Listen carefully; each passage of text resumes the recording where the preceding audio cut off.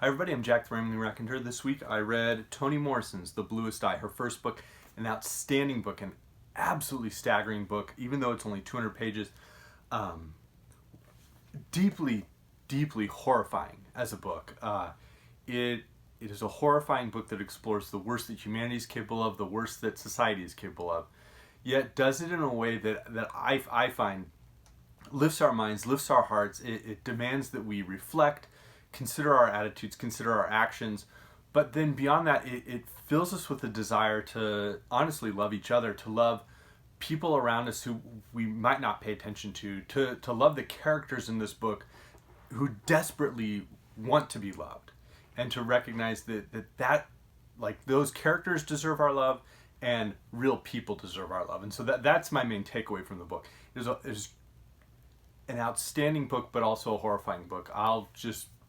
The book spoils itself in the very first sentence, legitimately.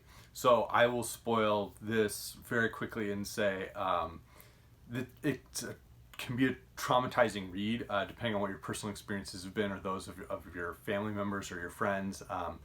It involves racism, but far more important than that, it involves violence, involves sexual violence. It specifically involves an incestuous rape of a preteen child. So that is clear, though, again, in the very first sentence of the book. Toni Morrison does not pull any punches or hide anything. There's no sleight of hand. There's no bait and switch. We're told right away what has happened, and then it is an examination of what that means for that character, Piccola, and they say here's what happened, but how it happened is what's important. And so I'm just going to get going. We have that just astonishing opening. Quiet as it's kept, there were no marigolds in the fall of 1941. We thought at the time that it was because Piccola was having her father's baby that the marigolds did not grow. A little examination, and much less melancholy, would have proved to us that our seeds were not the only ones that did not sprout. Nobody's did. Not even the gardens fronting the lake showed marigolds that year.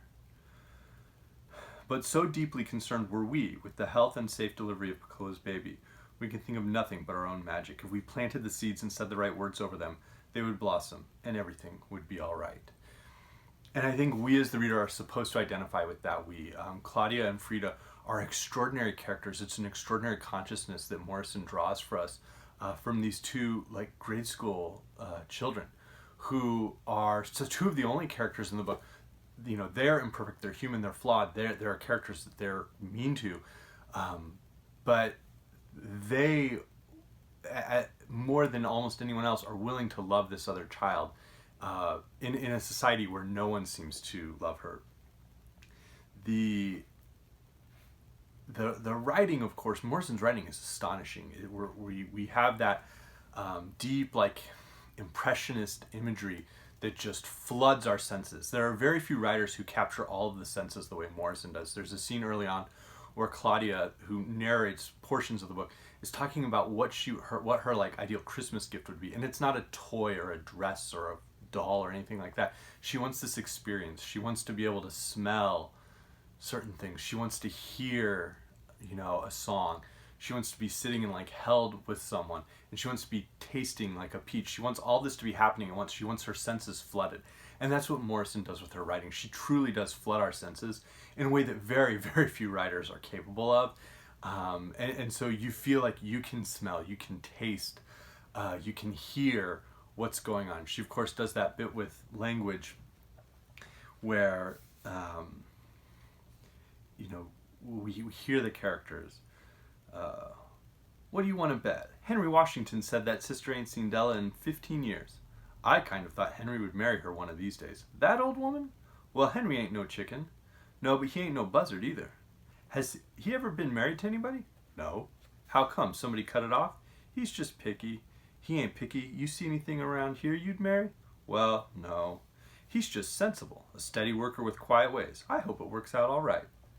It will. How much are you charging? $5 every 2 weeks. That'll be a big help to you, I'll say.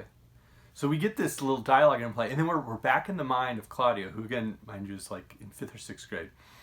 Their conversation is like a gently wicked dance. Sound meets sound, curtsies, shimmies, and retires. Another sound enters but is upstaged by still another. The two circle each other and stop. Sometimes their words move in lofty spirals. Other times they take strident leaps, and all of it is punctuated with warm-pulsed laughter. Like the throb of a heart made of jelly. The edge, the curl, the thrust of their emotions is always clear to Frida and me. We cannot know the meaning of all their words, for we are 9 and 10 years old. So we watch their faces, their hands, their feet, and listen for truth in timbre. Like, that's astonishing.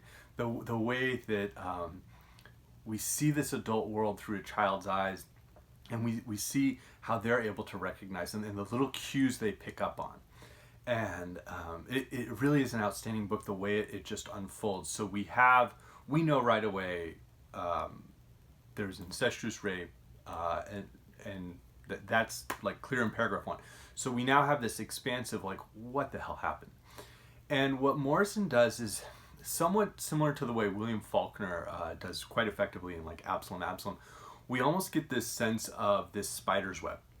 So it's like there's all these different actions, both by characters and by like others around those main characters. So Piccola, who is the girl who wants the bluest eye, and I'm going to talk about that at the end. That's a whole separate theme that really hits me in a very hard way.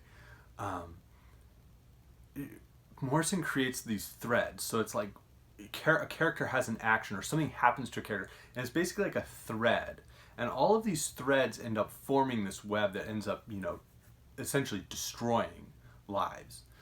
And some of them are from characters' parents, some of them are from relatives, some of them are just flat out like awful things that happen in a society that is racist. And so we have this passage where Piccola goes to buy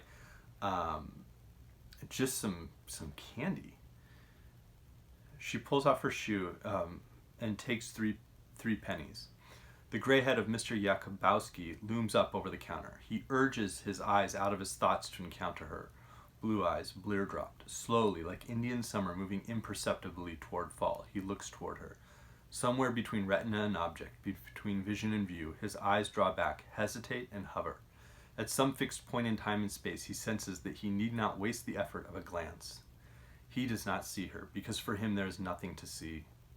How can a 52-year-old white immigrant storekeeper with the taste of potatoes and beer in his mouth, his mind honed on the doe-eyed Virgin Mary, his sensibilities blunted by a permanent awareness of loss, see a little black girl? Nothing in his life even suggested that the feat was possible, not to say desirable or necessary. Yeah? She looks up at him and sees the vacuum where curiosity ought to lodge, and something more, the total absence of human recognition, the glazed separateness. And when she goes to pay for the candy that she wants, he won't even really look at where she's pointing. He treats her as a non-entity, as subhuman, and that's what we see, is that Morrison is showing us that these characters' experiences are racist in ways that we often don't even consider or perceive. And as an example, Piccola's mother ends up like finally getting a nickname from the white family she works for, and so because they give her this nickname, like that becomes her identity. When she's there, she's so happy, like taking care of their daughter, and doesn't really seem to like care as much about taking care of Piccola. And it's a very like sad and strange book that unravels like just how awful this is. And again, we're continually being shown a character that we're told other characters refuse to see or don't see. And it pushes us, okay, what is it we're missing in life? Who are the people we're not seeing in life? So as the reader, we get to see this character now. How would we be able to shift that in our own mind, in our own experiences? So we see Piccola's parents and the threads of that web that form, in their lives, what they endured and how that has shifted how they raise her, how they treat her, and ultimately how her father commits this absolutely horrifying moment where he rapes her. It is not dwelled on specifically. It is, but it happens. It's narrated within the book. and so we have all this occurring. And then at the same time, you see these moments where we see different characters within the town interacting with each other. And we see Claudia and Frida almost as like the only people who are able to see Piccola, I don't want to say for who she is, but are willing to see her for who she could be. So she's defined so often about being ugly, and like she's like a darker, her skin is a darker black. And there's a character who's introduced, Maureen, who is has more white ancestors, and so her skin is lighter, and her hair is even different, and how everybody in the school treats her differently. Everyone in the sort of the small town treats her differently, versus Piccola, who is treated so poorly. And we end with this astonishing paragraph. I talk about how I did not plant the seeds too deeply. This is Claudia. How it was the fault of the earth, of the land, of our town. I even think now that the land of the entire country was hostile to marigolds that year. This soil is bad for certain kinds of flowers. Certain seeds it will not nurture, certain fruit it will not bear, and when the land kills of its own volition, we acquiesce and say the victim has no right to live. We are wrong, of course, but it doesn't matter, it's too late. At least on the edge of my town, among the garbage and the sunflowers of my town, it's much, much, much too late. And there is a bit in there where Morrison actually has a character talk about God's silence in Job, and I think that's what we see here.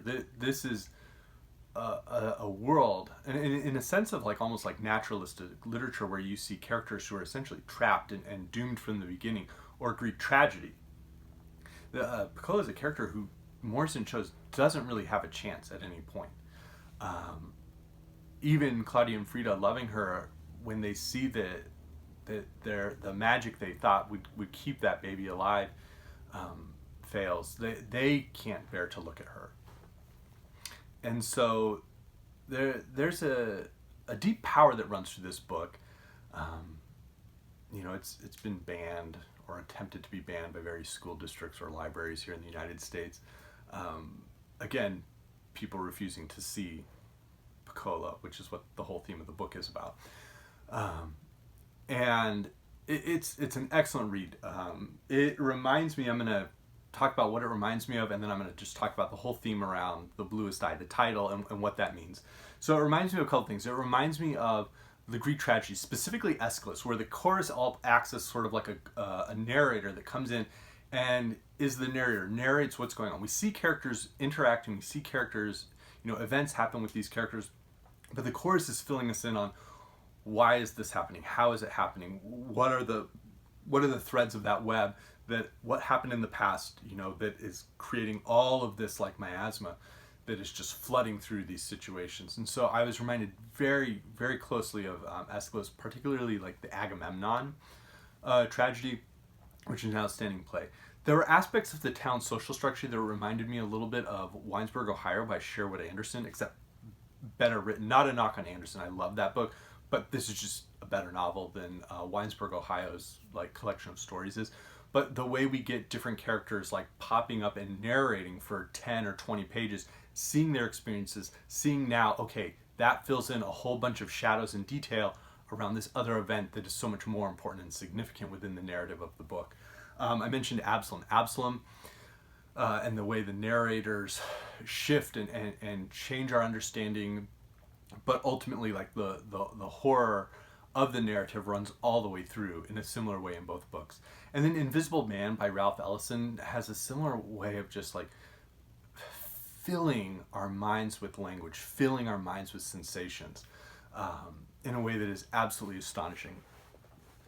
So those are books that it reminds me of. The book it does not remind me of is Lolita. And I think it is wildly, wildly irresponsible that books like Lolita are elevated for any reason. And at the same time, like Lolita was in the top 10 on Modern Library's best 100 novels of the 20th century, which was nonsensical of its own like accord. But to elevate a book like that, and then the reception and controversy around The Bluest Eye, just shows so many issues that exist within whose voice gets amplified, whose voice gets, pushed. The other thing I'll say now, and this is where I'll talk about the Bluest Eye, is Morrison hits a theme that like I've seen in my own life, like with my family. It broke my wife's heart the first time that our older daughter asked, like, can you do my hair like Elsa's? If you've seen some of my videos, my daughter has like this really cool afro. It's fantastic. But my wife was like, I can't do that for your hair. And and then later on, like when our daughter was gone, it became very emotional for her that like so many times that ideal of beauty is not what black children are exposed to. And that is wrong. When you only have one voice, or when you only have one aspiration of what success is or what beauty is, that's incredibly destructive. And Morrison hits us with that very clearly. Piccola wants to be beautiful, and for her, being beautiful means being white. And honestly, she sees that. Her mother wants to spend time, at the house of this white family that she works for, and seems to be happier there, despite being on eggshells, seems to be happier there than she does at home with her own family. And so there are characters who are taught, in a sense, like, this is what is good, this is what is beautiful. And that can be very destructive on a child's psyche, and stay with that person. So, things like watching the Hamilton musical, where we see black or non-white actors and actresses who are incredibly talented in those roles, has meaning, it has value, it has power. Seeing, works like Margo Humphrey, where we actually see characters who or art that depicts the beauty of a black individual is important. And even seeing it in, this is a cool painting where she has,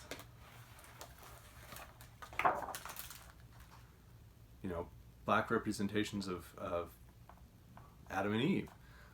Those are important things, at least for me, and it's something important. Like, as I read The Bluest Eye, it just kept hitting me home. So, anyways, this has probably been a while, but Toni Morrison's The Bluest Eye, I highly, highly, highly recommend that you read this book. So, thank you, everyone. Have a safe weekend.